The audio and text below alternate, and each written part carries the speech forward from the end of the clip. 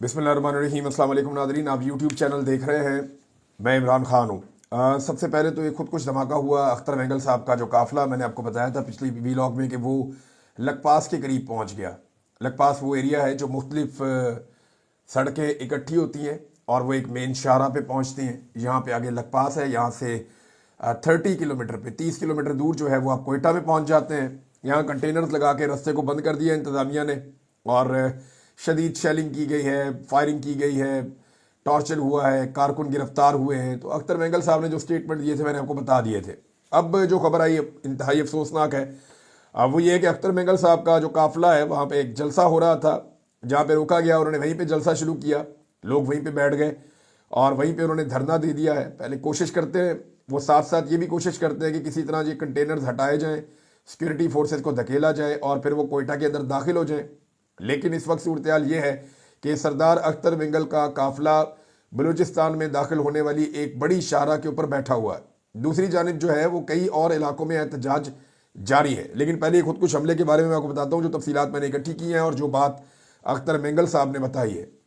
एक तो अख्तर मेंगल साहब ये कहते हैं कि गुज़िश्ता रात से लॉन्ग मार्च के शुरका पर मुसलसल शेलिंग और फायरिंग की जा रही है। इनकी मोटरसाइकिलें और गाड़ियाँ छीन ली गई हैं और कुछ को जला दिया गया है। लॉन्ग मार्च इस वक्त भी लकपास पर रुका हुआ है। अगर ये नाअहल हुकूमत सिर्फ हमें पुरअमन तरीके से कोयटा में दाखिल होने और अपना एहतजाज रिकॉर्ड करवाने की इजाज़त दे देती, जैसा कि हमने पहले दिन से वादे किया है, तो ये सूरत हाल पैदा ना होती।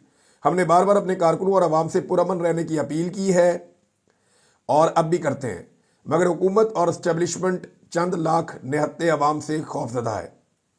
वो लोग जो जमहूरियत के बड़े बड़े दावे करते हैं, आज के दिन पर ज़रूर गौर करें। आज उन्होंने बलोच और पश्तून अकवाम को जो पैगाम दिया है वो बहुत वाज़ेह है। पाकिस्तान की मरकज़ी सियासत में ना इंसानी हकूक़ की बात करने वालों के लिए कोई जगह है, ना सियासी जमातों के लिए और ना ही पुरअमन एहतजाज करने वालों के लिए। रियासत ने नौजवानों को एक बार फिर पैगाम दिया है कि वो पुरअमन तरीक़ों से या पुरअमन तरीक़ों को छोड़कर कोई और रास्ता इख्तियार करें। ये बात मैं भी बार बार कह रहा हूँ कि नौजवानों को आप किधर धकेलना चाहते हैं? वो पुरअमन रास्ते की तरफ जाते हैं, आप उनके लिए रास्ते ही कोई नहीं छोड़ते। तो आप क्या चाहते हैं कि वो बंदूक उठाएं हाथ के अंदर? तो ये अब वो भी यही कह रहे हैं कि रियासत ने नौजवानों को एक बार फिर ये पैगाम दिया है कि वो पुरअमन तरीक़ों को छोड़कर कोई और रास्ता इख्तियार करें। हमें ना अपनी माओं और बहनों के लिए आवाज़ उठाने की इजाज़त है, ना लापता अफराद के लिए एहतजाज की इजाज़त है, ना उनकी लाशें मिलने पर सवाल उठाने की इजाज़त है, और हम इसे जमहूरियत कहते हैं। ये जनाब अख्तर मेंगल साहब ने बात की। अब हुआ ये कि वहाँ पे एक जलसागाह बन गई। अख्तर मेंगल साहब जो है वो वहाँ पे मौजूद थे अपने साथियों के साथ और सामने जो है वो हज़ारों की तादाद में लोग मौजूद हैं। अब वहाँ तकारीर हो रही हैं और अख्तर मेंगल साहब के जो कबीले के लोग हैं वो डिफरेंट टोलियों में, क्योंकि वो सारा कच्चा सा इलाका है, वो आप देखेंगे तो आपको ऐसा लगेगा जैसे एक दश्त टाइप है, वो पत्थर है, रेत है, वहाँ इस तरह से है। तो वो लोग मुख्तलिफ जगहों पे बैठे हुए हैं बलोच, और उनका मेयार ज़िंदगी आपको पता ही है, उनका पहनावा आपको पता है, वो पाकिस्तान से कितना पीछे चल रहे हैं ये भी आपको पता है, और उनकी वजह से या उनके वसाइल की वजह से पाकिस्तान कितना आगे गया है ये भी आपको पता है। बहरहाल वो लोग वहाँ बैठे थे तो उन्हें एक मशकूक आदमी आता हुआ दिखाई दिया। उस आदमी को रोका, दूर रोका कि रुक जाओ, और उस आदमी ने पिस्टल निकाल लिया, जो वहाँ से ऐनी शाहिदीन के मुताबिक चीज़ें रिपोर्ट हुई। उस आदमी ने पिस्तौल निकाल लिया, लेकिन अख्तर मेंगल साहब के लोग जो है वो उन्होंने इसका मुकाबला किया। वो शख्स भागा बच के, 2 लोग उसके पीछे भागे, भागते भागते वो शख्स गिर गया। जब वो गिरा तो उसके बाद धमाका हो गया, और वो जो शख्स था उसके बारे में कहा जा रहा है कि वो खुदकुश बमबार था। वो अख्तर मेंगल साहब के जलसागाह के ऊपर धमाका करने के लिए आ रहा था, इनके मेन काफिले के ऊपर अटैक करने आ रहा था। लेकिन हुआ ये कि उसको अख्तर मेंगल साहब के लोगों ने पहचान लिया, वो वापस भागा, ये उसके पीछे भागे और वो गिर गया। अब गिरने की वजह से हादसाती तौर पे या फिर वैसे ये उसने खुद अपने आप को उड़ा लिया, इसके बारे में कोई पता नहीं है। अख्तर मेंगल साहब ने भी यही बात की है, लेकिन 2 लोग अख्तर मेंगल साहब के जो उनके पीछे भाग रहे थे वो ज़ख्मी हुए हैं। हुकूमत को आप ये देखें, हुकूमत ने कोई एम्बुलेंस नहीं भेजी, कोई सरकारी अमला नहीं भेजा। जो खुदकुश बमबार था उसके जिस्म से जो हिस्से मिले उनको इकट्ठा करने के लिए किसी फॉरेंसिक टीम को नहीं भेजा, कोई सरकारी मदद वहाँ पे नहीं पहुँची। यानी क्या हुकूमत इन्हें अपने मुल्क का या अपने सूबे का दुश्मन समझती है? ये कहीं दुश्मन मुल्क से आए हुए लोग हैं। भाई पाकिस्तानी है, इनके ऊपर एक अटैक हुआ है, बेशक वो नाकाम हो गया है, तो रियासती इदारों को वहाँ पहुँचना चाहिए, वहाँ पे एम्बुलेंसें पहुँचानी चाहिए, जो ज़ख्मी हैं उनको रेस्क्यू करना चाहिए था, जो शख्स यहाँ पे आया उसके बाकियात इकट्ठी करनी चाहिए थी और तहकीकात को आगे बढ़ाना चाहिए था। ये छोटा वाक़या नहीं है, एक बड़े लीडर के ऊपर खुदकुश हमले की कोशिश की गई है। अब अख्तर मेंगल साहब ने बातचीत की है चंद सहाफ़ियों से, जिनमें एक सहाफ़ी ने रिपोर्ट किया कि खुदा न खास्ता अगर कोई वाक़या हुआ या अख्तर मेंगल साहब को कुछ हुआ तो उन्होंने कहा जी इसकी ज़िम्मेदारी सिक्योरिटी फोर्सेस के ज़िम्मे होगी, सिक्योरिटी इदारे जो हैं वो रिस्पॉन्सिबल होंगे अगर मुझे कुछ हुआ तो। नाज़रीन, ये इस वक्त सूरत हाल है। वो अपनी माओ बहनों को आज़ाद करवाने के लिए कोयटा के दरवाजे में बैठे हैं सूबाई दारुल हुकूमत के, और कोयटा के अंदर जो इंतज़ामिया है वो कोयटा को एक किला बनाकर अंदर बंद हो गई है और वो किसी को अंदर नहीं आने दे रहे। हज़ारों लोग अपनी ईद कुर्बान करके अपनी ख़वातीन की रिहाई के लिए वहाँ पहुँचे। अब ये बहुत बड़ी तादाद में लोग हैं, ये बेचारे, अब बलूचिस्तान में अगर हज़ारों लोग भी इकट्ठे हो जाए ना तो वो अब पंजाब में लाखों के बराबर आप समझें। आबादी छोटी है, वसाइल बहुत कम है, लोग बड़ी मुश्किल से ट्रैवल कर पाते हैं, वहाँ तो लोगों की गुर्बत का आलम ही बहुत अजीब है। तो वहाँ पे हज़ारों लोगों का वहाँ मौजूद होना ये बहुत बड़ी बात है। अब मेंगल साहब तो चंद लाख लोग कह रहे हैं, लेकिन अभी ये हज़ारों लोग वहाँ पे मौजूद हैं अगर आप ज़मीनी हक़ाइक़ को देखें, और ये बहुत बड़ी तादाद है। अब ये हज़ारों लोग जो है वो अपनी ईद ख़राब करने के लिए भी तैयार हैं कि हम ईद के ऊपर भी घर नहीं जा रहे जब हमारी ख़वातीन की इज़्ज़त महफूज नहीं है, और हज़ारों लोग अपनी ईद कुर्बान करके अपनी ख़वातीन के लिए इंसाफ मांग रहे हैं। और बलूचिस्तान में एक और ख़बर है जी, कच्ची और मूसा खेल में भी शाम 5 बजे से सुबह 5 बजे तक ट्रैफिक बंद कर दी गई। यानी ये आप अंदाज़ा कर लें कि दिन की रोशनी के अलावा आप अब बलूचिस्तान में ट्रैवल नहीं कर सकते। ये वो इलाके हैं जहाँ पे दिन रात ट्रैवल किया जाता था, कभी कोई मसला ही नहीं होता था। हत्ता कि परवेज़ मुशर्रफ के दौर में भी यहाँ पे मसाइल नहीं हुए, लेकिन बलूचिस्तान को एक ऐसी आग में धकेला गया है और एक ऐसी सूरत पैदा कर दी गई है कि अब दिन के वक्त ही आप ट्रैवल कर सकते हैं, और वो भी महदूद इलाकों में। आप हर तरफ बलूचिस्तान में नहीं जा सकते। और जो मैं कह रहा हूँ जिम्मेदारी के साथ कह रहा हूँ, मकामी सहाफ़ियों से, मकामी लोगों से बात करके ये इन्फॉर्मेशन मिलती है। नाज़रीन, गवादर में भी एक धरना दे दिया गया है, और गवादर वाले धरने में सूरत हाल ये है कि जो जमात इस्लामी के हदायतुर रहमान साहब हैं, हम सब उन्हें जानते हैं, उन्होंने गवादर में इससे पहले हक दो तहरीक चलाई थी, बड़ी तगड़ी उनकी तहरीक थी। उन्होंने धरना दे दिया है अब गवादर में, और वो अपने मुतालबात के लिए वहाँ बैठे हैं। गवादर पे आपको याद होगा अभी अटैक हुआ था और कुछ लोग शहीद हुए गवादर में, और उसके बाद अब गवादर में धरना दे दिया गया है। और इसका यानी उनके मुतालबात भी इसी तरह के हैं जैसे अख्तर मेंगल साहब के मुतालबात हैं, लेकिन हुकूमत कोई मुतालबा सुनने के मूड में नहीं है। दूसरा एक और अफसोसनाक वाक़या है नाज़रीन, अच्छा इसके बारे में तफसीलात अभी आ रही हैं। मेरी मकामी सहाफ़ियों से बात हुई है, ये एक्चुअली स्वात के लोग हैं, स्वात के रहने वाले हैं, और अगर आप स्वात से इस्लामाबाद की तरफ ट्रैवल करें तो एक स्वात मोटरवे है जो सूबाई हुकूमत ने बनाई थी। वहाँ पे एक काटलिंग का इलाका आता है, उसका एक इंटरचेंज भी बना हुआ है, ये मर्दान की तरफ आपको ले जाता है। यहाँ पे ना 2 शमोज़ों के इलाके हैं। एक शमोज़ो ब्रिज जो है वो है आपका स्वात में जाते हुए अंदर एंटर होते हुए मलाकंड की तरफ, अगर आप जाते हैं तो आपके लेफ्ट पे आता है। दूसरा जो शमोज़ो का इलाका है ये यहाँ पे मर्दान के ज़िले में मौजूद है, काटलिंग के पास। तो यहाँ पे पहले ये कहा गया कि ज़्यादा हमले हुए हैं, लेकिन अब जो इतलात आ रही है कि ड्रोन हमला, डेफिनेटली मकामी लोग ये कह रहे हैं कि यहाँ पे ड्रोन हमला किया गया है सिक्योरिटी फोर्सेस की जानिब से, जिसमें बेगुनाह लोग शहीद हो गए हैं। अब ये अखूनज़ादा हुसैन साहब, जिनका ताल्लुक आप उनको सुनते रहते हैं जब भी फजलुर रहमान साहब और पाकिस्तान तहरीक इंसाफ के मुज़ाकरात होते हैं, ये बड़ी तेज़ी से पाकिस्तान तहरीक इंसाफ में इन्होंने अपना एक मुकाम हासिल किया है मौजूदा दौर के अंदर। दोनों जमातों को करीब लाने में, डीलिंग के अंदर ये बड़ी मेहनत करते हैं। अभी कुछ अर्सा पहले अपोजिशन की जो कॉन्फ्रेंस हुई थी उसमें भी अखूनज़ादा हुसैन साहब का एक बड़ा किरदार था। तो उन्होंने ये बताया कि 10 बेगुनाह शहरी इसमें शहीद हो गए हैं, जिनमें ख़वातीन भी शामिल हैं, और ये हमला जो किया गया है उनके बकौल ये रियासती इदारों की जानिब से ड्रोन हमला किया गया है।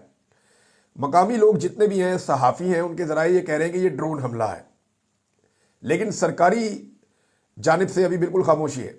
ना तो पुलिस ने कोई बयान दिया इस पर, ना सिक्योरिटी फोर्सेज ने इस पर कोई बयान दिया, ना खैबर पख्तूनख्वा हुकूमत का अभी तक कोई स्टेटमेंट आया, ना ही फेडरल गवर्नमेंट का अभी तक कोई स्टेटमेंट आया। वज़ीर दाखिला, वज़ीर दिफा, किसी ने कोई स्टेटमेंट अभी तक इसके ऊपर नहीं दिया। لیکن یہ ڈرون حملہ رپورٹ ہوا ہے جس میں 10 لوگ شہید ہوئے ہیں، اور مقامی افراد کے مطابق یہ بے گناہ لوگ ہیں، ان میں خواتین بھی شامل ہیں، اور ان کی لاشیں اب رکھ دی گئی ہیں علاقے لوائقین اور اہل علاقہ کی جانب سے سوات موٹر وے پہ، اور پچھلے کئی گھنٹے سے سوات موٹر وے بند ہے۔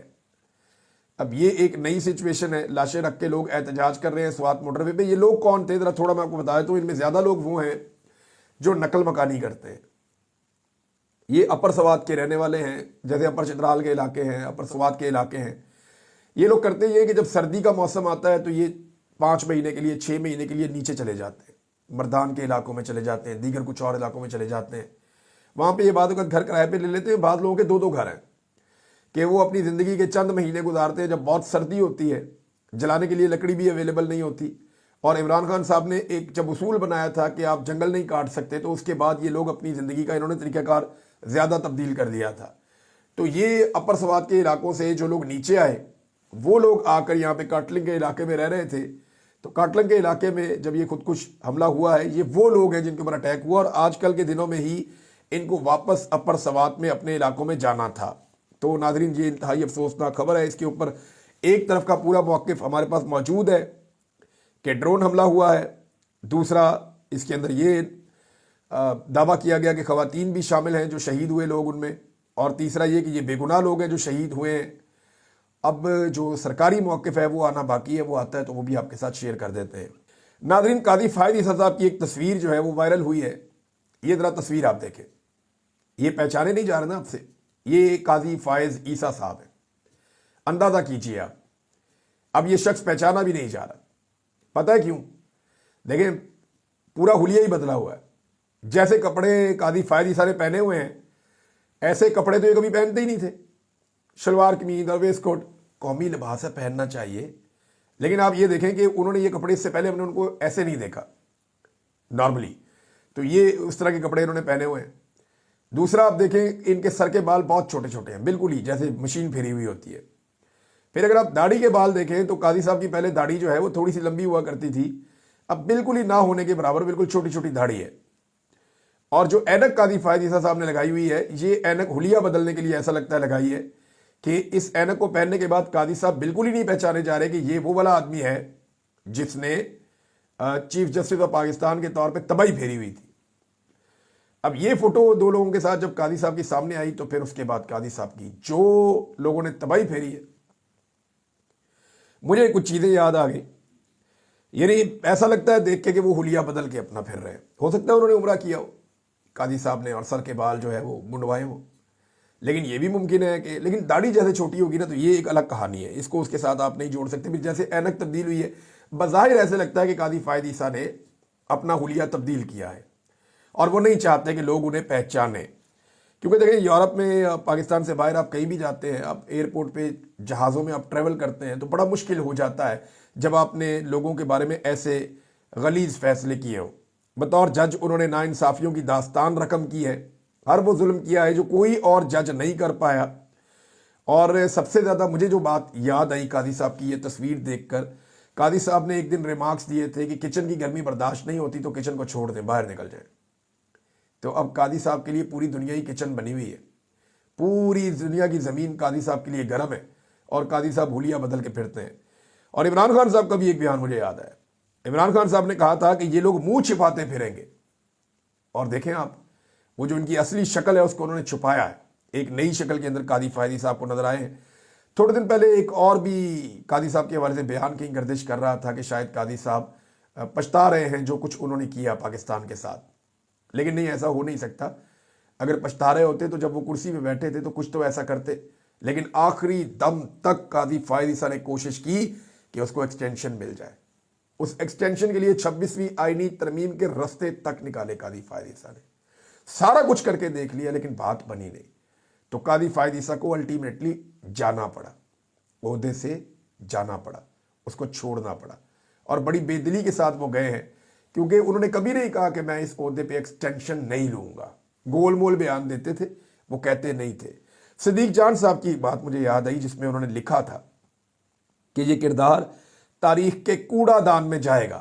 اب یہ مقام عبرت ہے تمام ان لوگوں کے لیے جو کرسی پہ بیٹھ کے یہ سمجھتے ہیں کہ وہ خدا بن بیٹھے، جنہیں کرسی پہ بیٹھ کے یہ لگتا ہے کہ اس صبح کی کبھی شام نہیں آنی.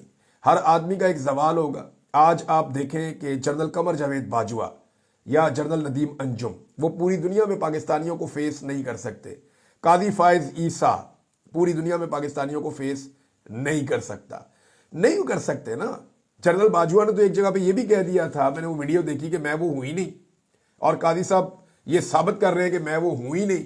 آپ اندازہ کریں کہ جب آپ کو اپنی ذات, اپنی شخصیت چھپانی پڑ جائے تو آپ نے کیا کام کیے ہوں گے جن کی وجہ سے آپ یہاں تک پہنچ گئے ہیں. آپ نے کتنا ظلم کیا, ایک پولیٹیکل پارٹی سے اس کا نشان چھین لیا, زبردستی کا رجیم چینج آپریشن کروایا, انسانی حقوق کی پامالیوں پہ آپ خاموش رہے, جبری گمشدگیوں پہ آپ نے کوئی فیصلہ نہیں دیا, آپ اعلی کار بنے رہے اسٹیبلشمنٹ کے, اور آپ نے ہر وہ کام کیا جو اسٹیبلشمنٹ کو اور عمران خان صاحب کے پولیٹیکل اپوننٹس کو سوٹ کرتا تھا. آپ ان کے ساتھ کھڑے ہو گئے. ناظرین, بلاخر احمد نورانی صاحب کی والدہ نے پولیس اور عدلیہ سے مایوس ہو کر انصاف نہ ملنے پر army chief general Syed Asim Munir صاحب سے اپیل کر دی ہے, اور یہ کہا ہے کہ صرف آپ ہی یہ کر سکتے ہیں, میرے بیٹوں کو آپ بازیاب کروا دیں. جو احمد نورانی صاحب نے کیا یا کہا, میں نے انہیں پہلے بھی منع کیا تھا, اور میرا اس سے کوئی تعلق نہیں ہے, نہ اس کے بھائیوں کا اس سے کوئی تعلق ہے, لہذا آپ انہیں چھڑوا دیں, آپ کی بڑی مہربانی. اب یہ ایک ماں کیوں اپیل کر رہی ہے؟ دیکھیں, 10 دن 11 دن کی پھر ڈیٹ دے دی ہے جج صاحب نے. 7 اپریل کو اب میں یہ کیس سنوں گا, جج صاحب یہ کہہ رہے ہیں. یہ بڑا نارمل کر دیا ہے جبری طور پہ کسی کو لاپتہ کرنا. سوچے اگر جج صاحب کا اپنا بیٹا لاپتہ ہو جائے, یا ان کی اپنی بیٹی لاپتہ ہو جائے, یا جج صاحب کو ہی لاپتہ کر دیا جائے, تو جج صاحب کیا اتنی لمبی لمبی تاریخیں دیں گے؟ کبھی اپنے بچوں کو رکھ کے سوچئے کہ جو لوگ لاپتہ ہوتے ہیں ان کی فیملیز پہ, ان کے گھر والوں پہ کیا گزرتی ہے, اس تکلیف کو کبھی آپ محسوس کیجئے. بہرحال جج صاحب نے لمبی ڈیٹ دے دی ہے, اور دیکھیں اس میں ایک چیز بڑی کلیئر ہے کہ احمد نورانی کی والدہ نے وزیر اعظم کو نہیں کہا, صدر کو نہیں کہا, انہوں نے ڈائریکٹ آرمی چیف کو کہا ہے. تو آپ اس کا مطلب سمجھ جائیں کہ کون کیا کر رہا ہے اس ملک میں, اور کون کیا کر سکتا ہے. سارے اختیارات کس کے پاس ہیں, اور جبری گمشدگیوں میں اگر کوئی گیا تو واپس لانے کی امید لوگ کس کی طرف لے جاتے ہیں. یعنی عدالتیں ہمیں انصاف دے نہیں سکتی, پولیس دے نہیں سکتی, لوگ مایوس ہیں. اور یہ پھر اسٹیٹمنٹ جو ہے وہ دلوایا گیا. یعنی احمد نورانی کی والدہ سے رابطہ کر رہے تھے کچھ دوست, ہمارے ہی دوست ہیں, اور وہ یہ کہہ رہے تھے کہ بیچ کا رستہ نکالتے ہیں, ماں جی آپ ایک اسٹیٹمنٹ تو جاری کریں, آپ ایک بیان تو دیں, تاکہ ہم جائیں لے کر بیان اور جا کر کہیں جی ٹھیک ہے, یہ دیکھیں انہوں نے کہہ دیا کہ ہمارا احمد نورانی سے کوئی تعلق نہیں ہے, ان کو آپ چھوڑ دیں مہربانی کر کے. احمد نورانی پہ آپ نے کیس کرنا ہے, جا کے آپ امریکہ میں کیس کر دیں, جہاں پہ وہ رہتے ہیں وہاں جا کے کیس کر دیں. غلط خبر ہے تو جا کے وہاں کیس کر دیں. اب یہ جو ہے کچھ لوگوں نے کوشش کی ہے, اور احمد نورانی صاحب کی والدہ نے یہ اسٹیٹمنٹ دیا ہے. ناظرین, ایک اور خبر ہے, اور وہ خبر ہے جی 6 نہروں کی اصولی منظوری کے حوالے سے. میں نے آپ کو یہ خبر دی تھی اور آپ کو باقاعدہ ثبوت دکھائے تھے, یہ آپ بے شک دوبارہ دیکھ لیں کہ آصف علی زرداری نے منظوری دی تھی 6 نہروں کی. اب ڈان اخبار نے اس کے اوپر انکشاف کر دیا ہے. ڈان اخبار منٹس نکال کے لے آیا اس میٹنگ کی, اور اس نے کہا جی کہ آصف علی زرداری نے وہ 6 نہریں بنانے کی اصولی منظوری دی تھی جن کے خلاف پاکستان پیپلز پارٹی آج کل احتجاج کر رہی ہے. سندھ کی حکومت اور پیپلز پارٹی جو ہے وہ آج کل احتجاج کر رہی ہے, لیکن یہ نہریں بنانے کی جو منظوری ہے وہ بلاول زرداری اور آصف زرداری اور آصفہ زرداری, ان لوگوں نے, ان کی وفاقی حکومت نے اور صدر پاکستان کے طور پہ جو ہے خصوصاً آصف علی زرداری صاحب نے ان کی منظوری دی تھی. اگر سندھ کے لوگوں کے پانی کے ساتھ کوئی کھلواڑ ہو رہا ہے, یا انہیں لگتا ہے کہ ان کے ساتھ کوئی زیادتی ہو رہی ہے, تو ان کے ساتھ یہ زیادتی نون لیگ نہیں کر رہی. میں آپ کو یہ پھر بتا رہا ہوں کہ نون لیگ ان کے ساتھ یہ زیادتی نہیں کر رہی. یہ زیادتی ان کے ساتھ اسٹیبلشمنٹ اور اسٹیبلشمنٹ کے ساتھ مل کر ٹاؤٹ گیری کے چکر میں آصف زرداری اور دیگر زرداری خاندان, جن میں بلاول اور آصفہ شامل ہیں, یہ لوگ مل کر سندھ کے عوام کے ساتھ غداری کر رہے ہیں. سندھ کے عوام اس بات کو سمجھ لیں. بند کمروں میں ملٹری آفیسرز کے سامنے بیٹھ کر زرداری صاحب نے باقاعدہ ان نہروں کی منظوری دی ہوئی ہے, جس کے تحریری اور ویژول ثبوت موجود ہیں. ڈان اخبار نے بھی اس کے بارے میں لکھ دیا ہے. اب جاؤ جا کے ڈان اخبار پہ کیس کر دو. یہ سمپل. ناظرین, ایک سنبھال کے رکھنے والا بیان مل گیا ہے, اور یہ بیان آپ نے اپنے پاس سنبھال کے رکھنا ہے. ایک وقت آئے گا یہ بیان ہمارے بہت کام آئے گا, کیونکہ یہ بعد میں چیمپئن بن جاتے ہیں جمہوریت کے. تو جب یہ جمہوریت کے چیمپئن بن جاتے ہیں تب ان کے سامنے اس طرح کے بیانات ضرور رکھنے چاہیے. پیکا ایکٹ کے تحت सहाफियों के खिलाफ मुकदमात और गिरफ्तारियों को बहैसियत वजीर ओन करता हूं। ये कौन कह रहा है? तलाल चौधरी। ये बयान अपने पास रख लीजिएगा बस, कि पीका एक्ट के तहत जो कुछ भी सहाफियों के साथ हुआ, गिरफ्तारियां हुई, जो उनके खिलाफ मुकदमात हुए, उसको बतौर वजीर मुस्लिम लीग नून ने ओन कर लिया है। और ये तलाल चौधरी जो नवाज शरीफ के और मरियम के बहुत करीब है, इस शख्स ने ओन किया है। तो ये रिकॉर्ड के ऊपर रखना है और हमने हमेशा इसको याद रखना है, ये बहुत ज़रूरी है। ये ना हो कल को ये कहें जनाब कि ये जुल्म हो गया, मीडिया पे पाबंदी लग गई, ये फलां चीज़ क्यों हो गई, ये चीज़ क्यों हो गई। अब नवाज शरीफ की अब हालत देखें कि जिन्होंने कौमी सलामती कमेटी के इजलास में इसलिए शिरकत नहीं की बकौल उनकी पार्टी के कि वो बीमार थे, वो अब गवाल मंडी गए हैं अपने दोस्तों से मिलने और पुरानी यादें ताज़ा कर दें। ये दुनिया अखबार में रिपोर्ट हुआ है कि मियाँ साहब गवाल मंडी पहुंच गए, अपने पुराने दोस्तों को मिले, अपनी पुरानी यादें ताज़ा की, वहाँ पे बहुत टाइम गुजारा, वापस। तो कौमी सलामती कमेटी की मीटिंग में क्यों नहीं गए? ये सब जानते हैं क्यों नहीं गए, क्योंकि मियाँ साहब यास्मीन राशिद से हारने के बाद किसी को भी फेस नहीं कर सकते, किसी का भी सामना नहीं कर सकते, और वो एक दुखी आत्मा बन के भी दिखाते हैं कि मैं बहुत नाराज़ हूँ, मेरे साथ बड़ी ज्यादती की गई। हालांकि कोई ज्यादती मियाँ साहब के साथ नहीं हुई। उन्होंने 2 नंबर और धांधली वाले तरीके से अपनी बेटी को वजीर आला और भाई को वजीर आजम लगवाया है। नाज़रीन, कुछ स्टेटमेंट्स हैं जो शेख वक्कास अकरम साहब ने दिए हैं। एक तो इन लोगों ने फैसला किया कि ईद के फौरन बाद तौहीन अदालत की दरखास्त लेकर जाएंगे अडियाला जेल इंतजामिया के खिलाफ, क्योंकि उन्होंने अदालती फैसले पर अमल दरामद होने ही नहीं दिया। लार्जर बेंच ने कहा कि इनकी मुलाकात करवाओ, मुलाकात करने पहुंचे, उन्होंने मुलाकात ही नहीं करवाई, जूते की नोक पर रखा अदालत का फैसला। तो लार्जर बेंच के फैसले की इससे ज्यादा तौहीन हो ही नहीं सकती, तजलील हो ही नहीं सकती। लेकिन जज अगर बेइज्जती महसूस करें तो उनको तो इसके ऊपर खुद नोटिस लेना चाहिए था। लेकिन पीटीआई कह रही है जी कि हम ईद के बाद जो पहला वर्किंग डे है हम जाएंगे और जाकर इसके ऊपर आवाज़ उठाएंगे। शेख वक्कास अकरम साहब ने कुछ जुल्म और ज्यादतियाँ जो हुई हैं पाकिस्तान तहरीक इंसाफ के लोगों के खिलाफ, उनको एक्सपोज किया है, वो मैं आपको बताऊंगा। और शेर अफजल मरवत साहब के स्टेटमेंट के ऊपर भी उन्होंने जवाब दिया, वो भी आपको मैं बताऊंगा। अब तक के लिए इतना ही। अपना ख्याल रखिएगा, अपने इस चैनल का भी। अल्लाह हाफिज़।